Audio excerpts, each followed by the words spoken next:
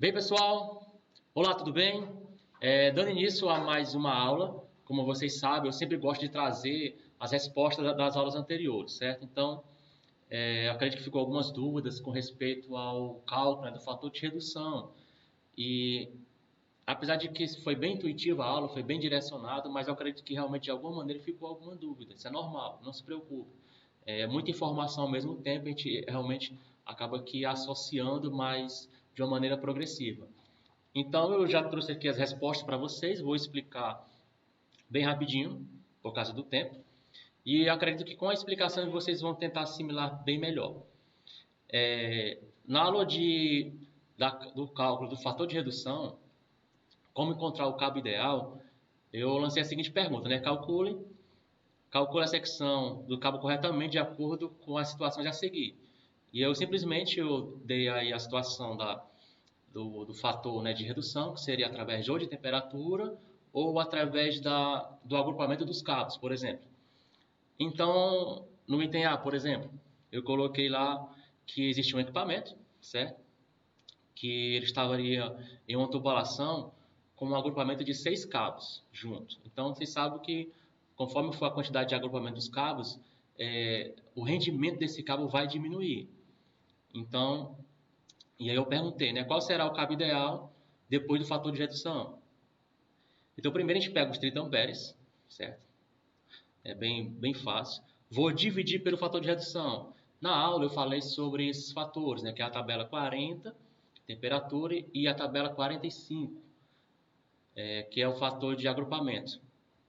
E isso está na NBR 5410, acho que foi bem claro na aula passada. E aí vocês pegam esse fator de redução, né, puxa lá, e ixi, qual é o fator de redução para um cabo para um agrupamento de 6 cabos? Ah, o fator de redução é 0,57.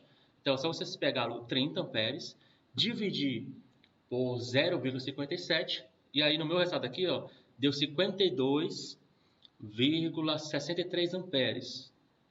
Aí, professor, e o cabo? Bem, gente, como a gente não leva em consideração o fator de dimensionamento dos condutores, porque ele só é mais relevante para longas distâncias. Então, para pequenas distâncias não tem relevância. Então, basta você, eu vi até um aluno comentando, achei interessante, olhar o resultado na tabela, certo? Que na NBR 5410 é a tabela de número 40. Vou mostrar aqui para vocês. Então, se eu peguei um cabo aqui, e para quem não conhece, é bom que aprenda um pouco a mexer com essa tabelazinha da NBR 5410. É a tabela de número 40, certo? Você vai lá, baixem esse manual, certo? Se vocês quiserem, desculpa, gente, a tabela 36. Se vocês quiserem, eu posso mandar para vocês sem nenhum problema, certo? Tanto essa como também as demais NBRs que nós estamos aprendendo, né, discorrendo ao longo do curso. Pois bem, então eu tenho aqui essa tabela 36, certo? A minha nova, como vocês podem ver aí. A capacidade de condução de corrente em cada cabo. Veja como é simples, gente. Eu descobri que o meu condutor é de 53, ou de 53 amperes, posso estar arredondado. E aí eu quero saber qual será o cabo ideal. Então eu venho aqui, ó, fator de agrupamento, como foi falado lá, são 6 cabos. Então eu tenho nessa linhazinha aqui, ó, a quantidade de cabos agrupados, ó, na minha tubulação. Então a tabela aqui vai até 13 cabos, certo? Então é só eu seguir a linha, ó. Primeiro eu sigo a linha horizontal, que eu já achei aqui 6 condutores, e aí eu vou até onde o meu limite de corrente, no caso foi até 53 amperes, 52, enfim, arredondando para 53. Então o mais próximo aqui, ó, seria, daqui o 41 não dá, que seria o de 6 milímetros, então vai ser o de 57. Vou seguindo aqui, pronto, ó, cheguei o cabo de 10 milímetros. Pronto, seria basicamente isso. É o cabo ideal para uma corrente de 30 amperes, certo? Porque se eu fosse levar em consideração o seguinte, que não tem o fator de perca, o de 30 amperes, por exemplo, não tem fator de agrupamento, então já seria bem mais enxuto. Ó, 30 amperes, eu vim aqui, vamos dizer 2, né? Quando não tem fator de agrupamento, o mínimo é 2. Então eu vim aqui um de 30, ó, seria um de 6 milímetros, certo? que o de 4 milímetros só vai até 26. Então, se não fosse pelo fator de redução, ó, um cabo de 6 milímetros daria tranquilo, porque ele suporta até 34 amperes. Isso com 2 cabos. Mas, como tem o fator de redução, ó, ele acabou se elevando para um cabo de 10 milímetros. Por isso que é importante a gente aplicar essa fórmula e entender que existe realmente uma perca, né, nesse agrupamento de cabos.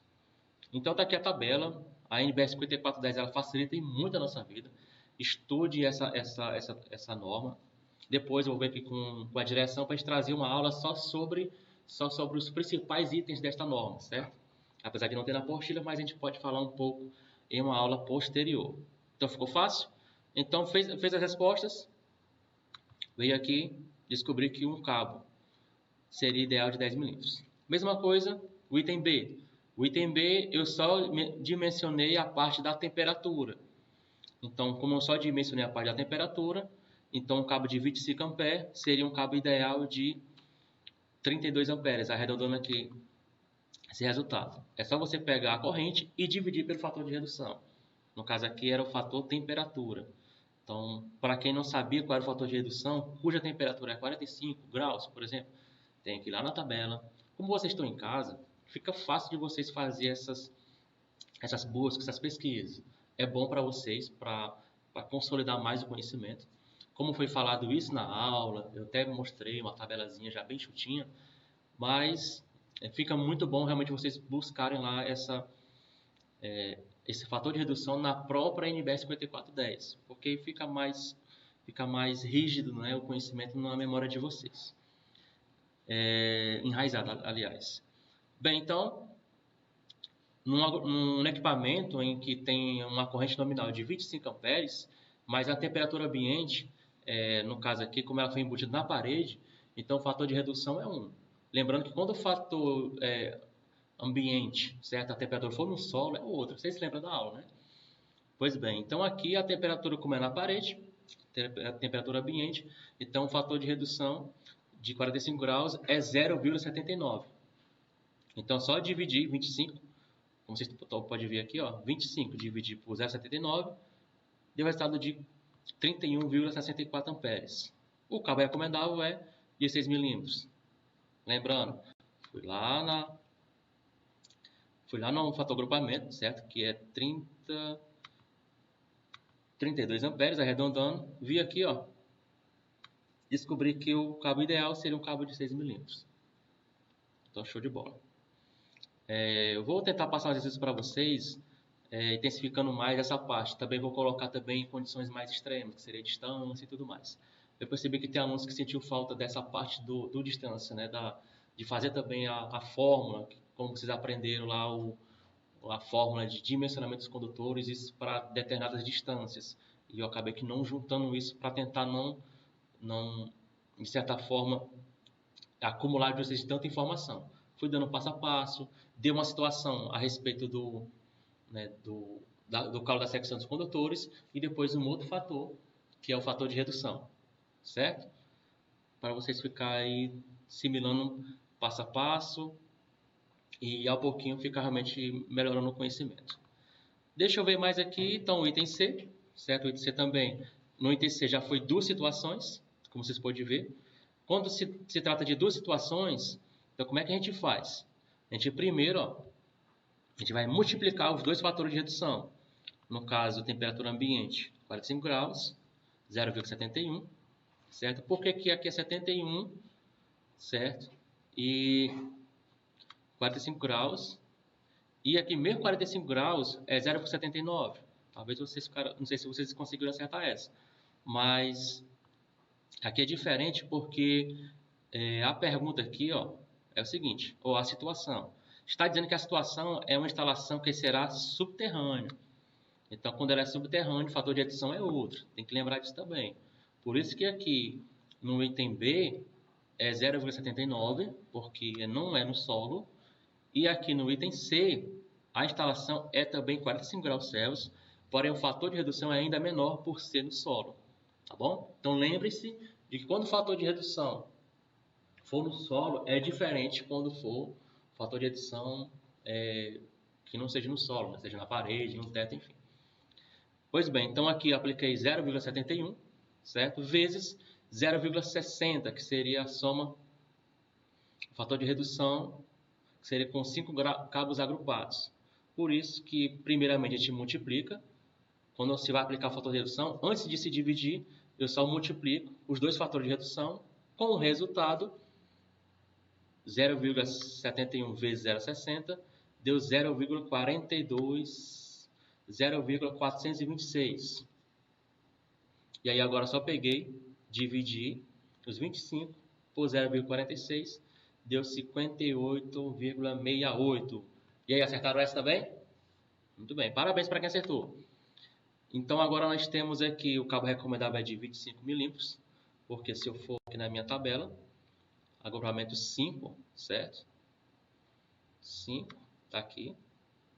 Vou descendo até chegar ao cabo de 50, 58, quase 59. Então vem aqui, seria o cabo mais próximo, seria esse aqui, porque o de 16 milímetros, o 16 só vai até 52. Então, o cabo ideal seria realmente um cabo de 25 para agrupamento 5, que aguenta até 68 amperes. Ok? E aí o item C seria um cabo recomendável de 25 milímetros. O item D seria um cabo de 6 milímetros. Eu fiz a mesma coisa, peguei a corrente, certo? Dividi pela a multiplicação dos dois fatores de redução, 0,79, que seria 45 graus, vezes 0,50, que é 8 cabos agrupados, certo? Dividi, multipliquei esses dois, o resultado dividi, deu 37,97, 38 amperes. Então o cabo recomendável seria um de 6 milímetros, porque fui lá na normazinha, vi que o fator de acoplamento era 8, certo? Agora o mais próximo de 39, de 38, deixa eu ver aqui, 37,97, 38 seria realmente um de 6 milímetros. Tá aqui, bonitão, ok? Então espero que vocês tenham entendido, é um resumo, certo, da resposta, mas eu acredito que ficou realmente fácil de compreensão. Vou tentar passar mais atividades para vocês, para a gente realmente fidelizar essa parte do conhecimento. Então, lembrando, as tabelas que a gente usou. Fator de redução, faço a tabela de número 40, da NBR 5410, a tabela 45, o dimensionamento dos condutores, eu estou na tabela 36, tá bom? Espero que vocês tenham entendido, e agora vamos para a aula.